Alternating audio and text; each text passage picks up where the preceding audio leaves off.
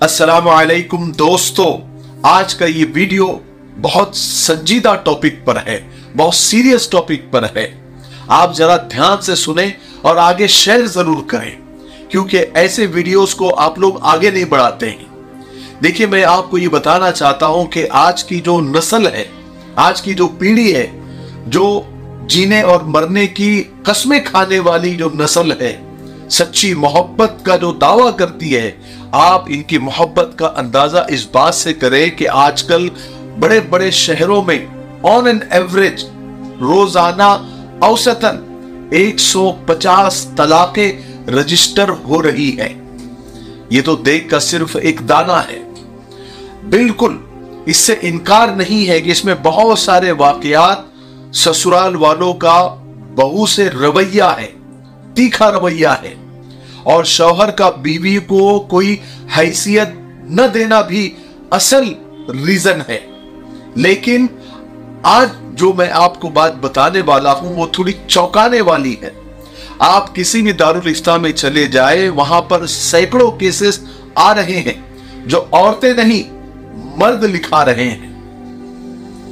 इन्हीं उसमें से अक्सर वाकयात ऐसे हैं कि हमारी बीवी को किसी और से मोहब्बत हो गई है। ये सच बात बता रहा हूं, ये हकीकत है कि हमारी बीवी को किसी और से मोहब्बत हो गई है और अब वो मुझसे तलाक मांग रही है। मेरे छोटे छोटे बच्चे हैं, बताओ मैं क्या करूं। ये एक मर्द आकर पूछ रहे हैं। एक दारुल इफ्ता में एक खत आया जिसमें शौहर ने लिखा था कि रात को मेरी आंख खुली तो बीवी बिस्तर पे नहीं थी, बेडरूम से बाहर आया तो सोफे पर लेटी हुई मोबाइल में किसी से चैटिंग कर रही थी। उस पर थोड़ी हुज्जत हुई तो अब मुझसे वो तलाक मांग रही है। हमारा एक बच्चा है, हम क्या करें। मैंने खुद ऐसे वाकयात सुने हैं, देखे हैं। शौहरों के पीठ पीछे औरतों ने उनकी अमानत में खयानत की है और ये बहुत ज्यादा बढ़ रहा है। नबी ये मेहरबान रसूल पाक सल्लल्लाहु अलैहि वसल्लम ने फरमाया कि अल्लाह तबारक व तआला को जायज कामों में सबसे ज्यादा नापसंदीदा चीज जो है वो तलाक है। हमारी कौम इस्लाम पर मरने को तैयार है, लेकिन इस्लाम पर जीने को तैयार नहीं है। दोस्तों, आप कुरान पाक का मुताला करें। सूरे बकरा से लेकर सूरे नास तक आप चले जाए, आपको नमाज, रोजा, ज़कात, हज, किसी भी एक फर्ज के बारे में उसकी तफसीलात, उसकी डिटेल नहीं मिलेगी।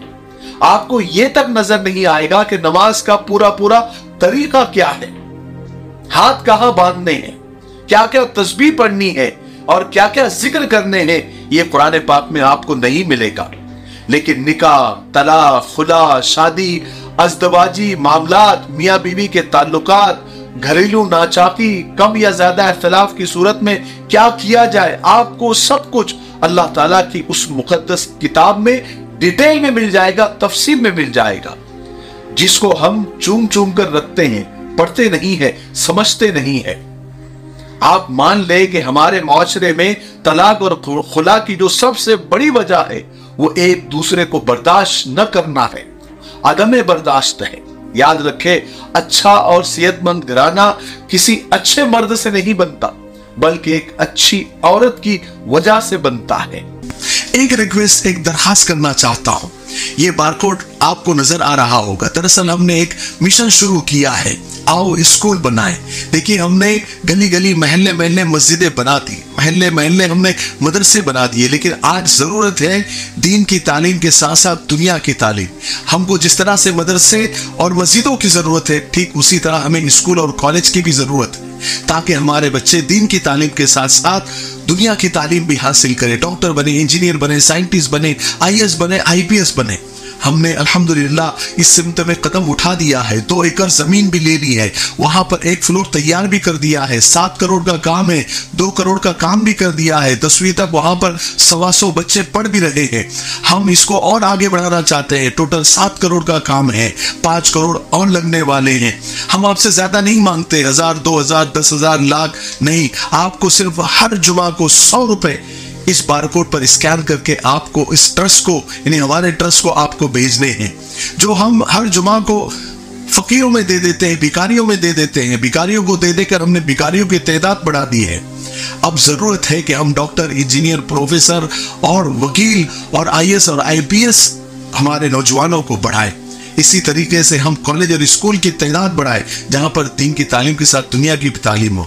आपको सिर्फ हर जुमा के दिन इस पर 100 रुपए स्कैन करके भेजना है और इस वीडियो को आपको ज्यादा से ज्यादा शेयर करना है ताकि और लोग भी हमसे जुड़े और जल्द अज जल्द ये कॉलेज तैयार हो जाए ताकि हम अगले मिशन पर लग जाएं।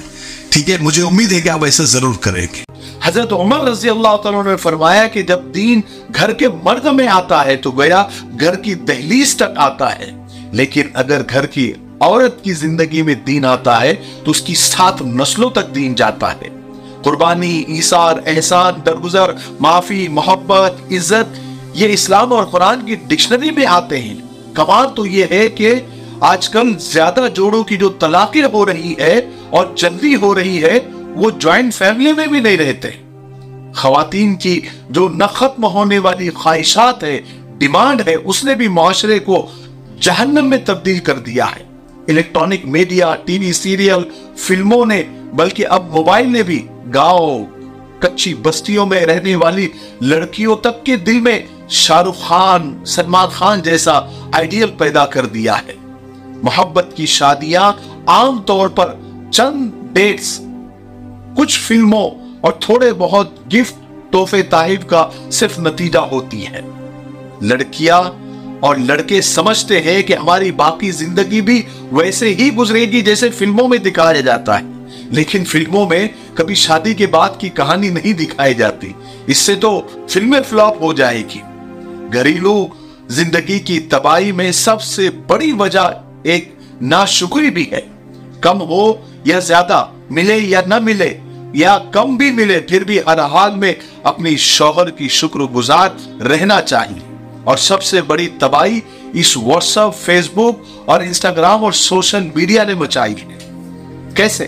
पहले लड़कियां गुस्से में आती थी या नाराज होती थी तो उनके पास वो शिकायत को या वो रोना या फिर वो जो भी तकलीफ हुई है अम्मी अब्बा तक, खानदान वालों तक पहुंचाने में एक तो रसाई का कोई जरिया नहीं था, या तो फिर अगर वो शिकायत पहुंचाते पहुंचाते जब माँ बाप तक शिकायत पहुंचती थी और माँ बाप जब ससुराल पहुंचते थे बेटी के, तो जब तक तो मामला सुलझ जाता था। शौहर शाम में घर आता, बीवी का हाथ थामकर मोहब्बत के 4 जुमले बोलता था, या कभी आइसक्रीम खिलाने ले जाता था, या कभी टहलने के बहाने कुछ देर साथ मिल जाते थे। इस तरह दिन भर का गुस्सा और शिकायत रफा दफा हो जाया करती थी। लेकिन अभी तो इधर गुस्सा आया, इधर लड़ाई हुई कि उधर व्हाट्सएप पर सारे घर वालों तक पूरा जो बखेड़ा है वो पहुंचा दिया जाता है।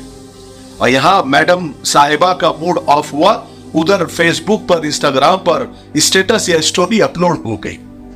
उसके बाद फिर सोशल मीडिया अपना जादू वाला जो गुल खिलाता है, उससे तो पूरे के पूरे खानदान तबाह हो जाते हैं, या तो फिर उसका नतीजा खुदकुशियों में तब्दील हो जाता है। अल्लाह के लिए बेटियों की माएं अपनी बेटियों को समझाए कि खुदारा अपने शौहर का मुकाबला अपने बापों से न करे।